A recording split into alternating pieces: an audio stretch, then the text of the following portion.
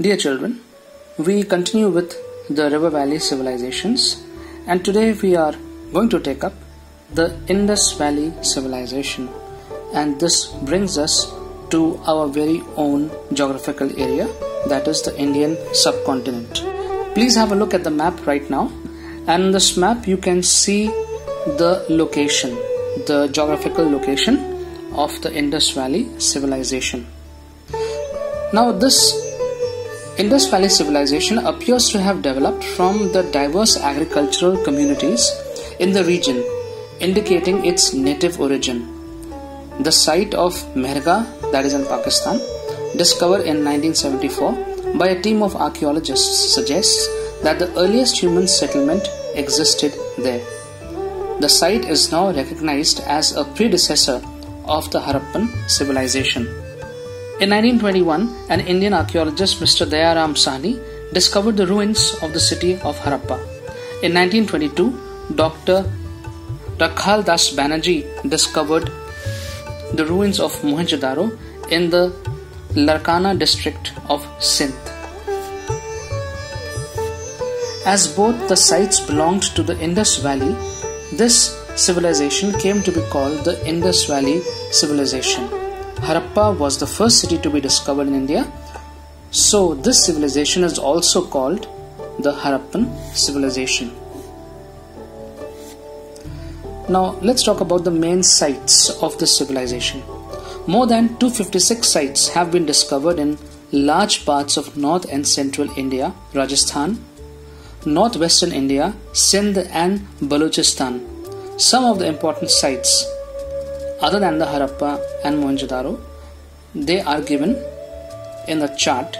You can see this chart, but let me also read it to you. Lothal, Kalibangan, Banavli,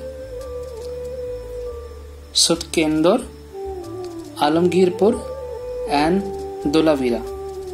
Now you can notice over here that Alamgirpur is in Uttar Pradesh, our very own state, Uttar Pradesh. The Indus Valley civilization flourished between 2500 BCE and 1500 BCE. In some places, the civilization lasted later than 1500 BCE. Now, what are the sources of our information regarding the Indus Valley civilization? We learn about the Indus Valley or Harappan civilization from various sources such as the Great Bath, the citadel, the seals, their houses, their pots, ornaments, etc. Our knowledge of the Harappan civilization is based entirely on archaeological remains. No adequate written records are available. So please make a note that we are really short of any literary source for the Harappan civilization. Now let's talk about the town planning. The city of Harappa and Mohenjo-daro were divided into two parts. The upper part was built on a raised ground. It has been described as the citadel or the acropolis. The citadel had high walls which provided protection against floods. Here were built public buildings like the granaries and religious buildings. Probably the ruling class lived over here. The lower part, which was much bigger, contained the houses and workplaces of the common people. Each house was built with a courtyard, several rooms, a toilet and a well. All the buildings were built of burnt bricks. Large blocks of houses were built along the sides of streets. These houses had flat roofs. Many of these were double-storied. They were of different sizes. Some of these were like palaces, while others were small. The houses had open courtyards and rooms were constructed surrounding the courtyard. The roads of the Indus Valley civilization, they were wide and straight, intersecting each other at right angles. The smaller streets joined the main roads at right angles. The streets had lampposts. The street had rounded corners so that carts could pass by easily. Houses were built on both sides of the streets. Much of this you will also see in today's town planning. You go to any colony, you will see there are roads, there are intersections, and there are houses on both sides.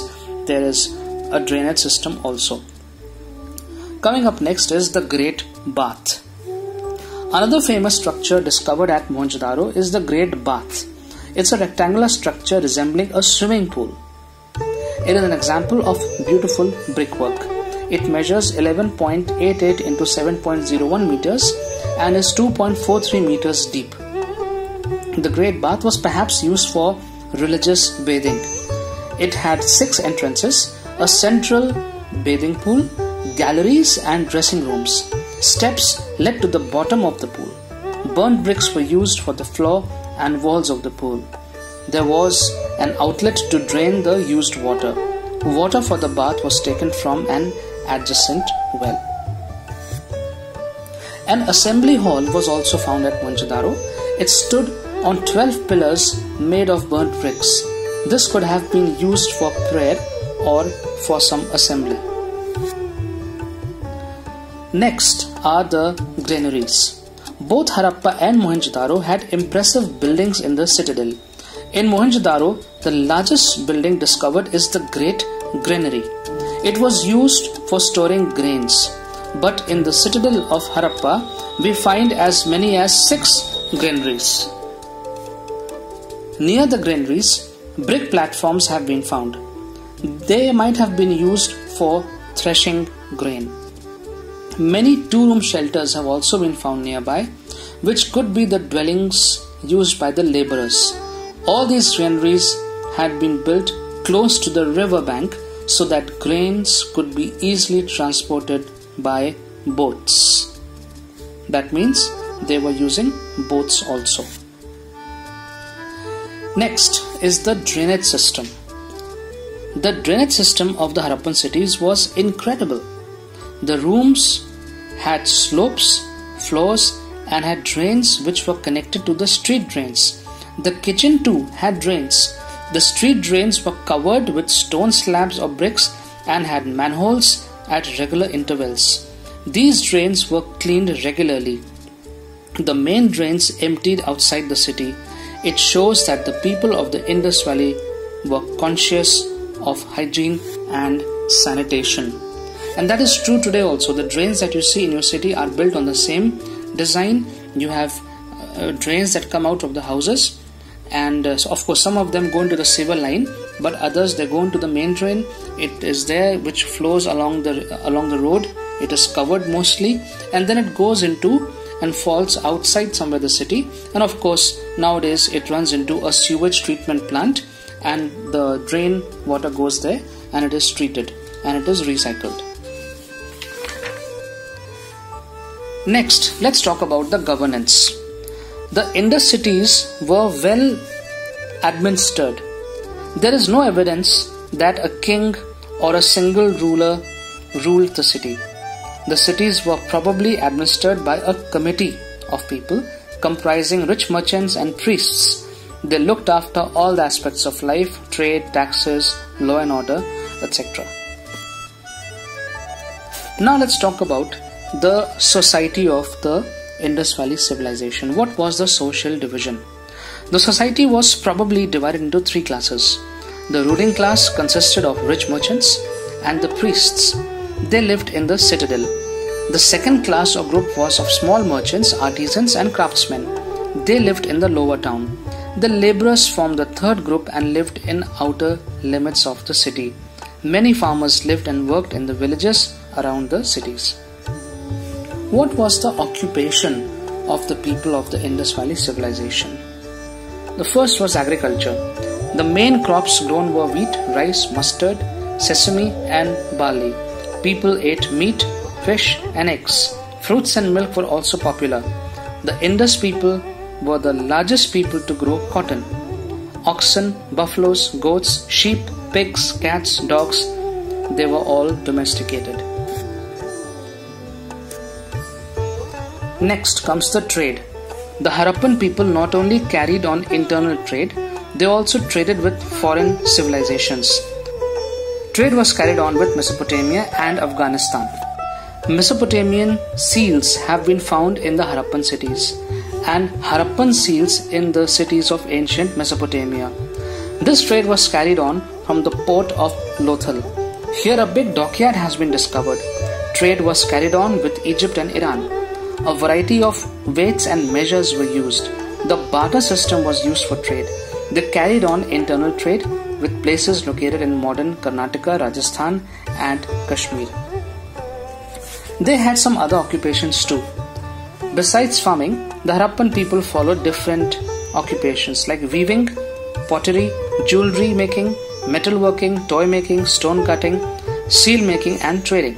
The art of pottery making had reached great heights in this civilization.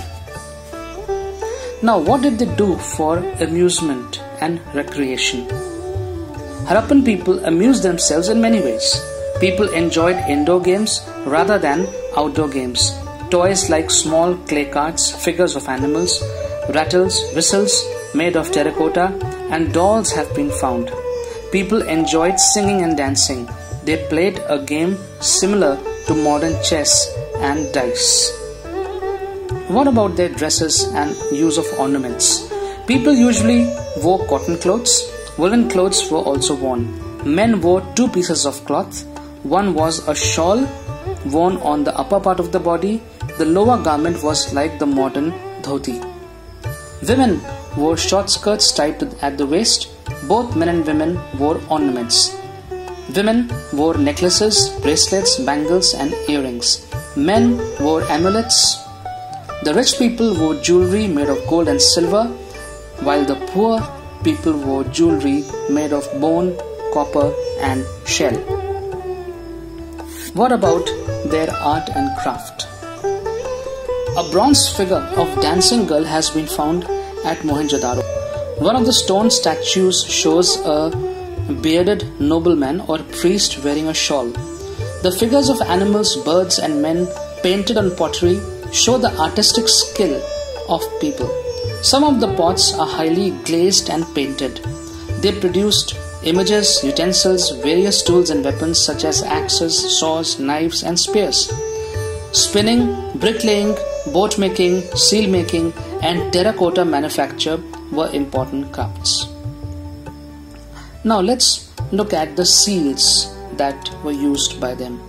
The greatest artistic creation of the Harappan culture are the seals. About 2,000 seals have been found. Many of them carry short inscriptions with pictures of one-horned bull, buffalo, tiger, elephant, goat, etc. They were also used by merchants to mark their goods. The seals had animal figures and picture-like signs on them. They give us an idea of their religion. They are square or rectangular tablets made of clay. The script on these seals has not been deciphered as yet. And now let's talk about the religion of the people of the Harappan civilization. The Harappan people worshipped trees and animals. Peepal tree was regarded as sacred. At various sites, clay figures of Mother Goddess have been found. A three-faced figure surrounded by a tiger, rhinoceros, a buffalo, and an elephant is also found. According to some historians, this is the earliest representation of Lord Shiva as Pashupati. The most important animal to be worshipped was the humped bull. Inhabitants of the Indus Valley worshipped gods in the form of trees, animals, and human beings, but the gods were not placed in temples. The Harappans believed in life after death. They buried their dead with ornaments and other things which belonged to dead people. Now you can think of the other civilizations where they also believed in life after death, and where they also along with the dead bodies they also buried ornaments and other utensils.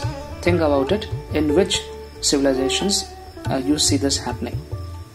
Moving on to the script. The Harappan people had developed the art of writing. Nearly 400 signs have been found, but historians have not been able to interpret the script. It is some kind of pictographic script reporting words, objects, etc. It is the earliest form of writing discovered in India. Finally, what were the reasons of the decline of the civilization? Historians do not know the real cause, but there are many theories about the fall of the civilization. Some writers believe that Harappan cities were destroyed by the invaders, who could have been the Aryans. Others believe the natural calamities like floods, earthquakes, epidemics might have destroyed the civilization. It is also possible that River Indus might have changed its course and turned the region into a desert. The Harappan culture existed between 2500 BC and 1500 BCE. Around 1715 BCE, cities of Harappa and Mohenjo-daro declined, but other cities faded out gradually. The Indus Valley Civilization was the earliest known urban civilization in India. Though these cities are in ruins, their history and culture instill a feeling of pride in our rich and glorious past. The Indus Valley Civilization was one of the cradles of magnificent ancient civilizations.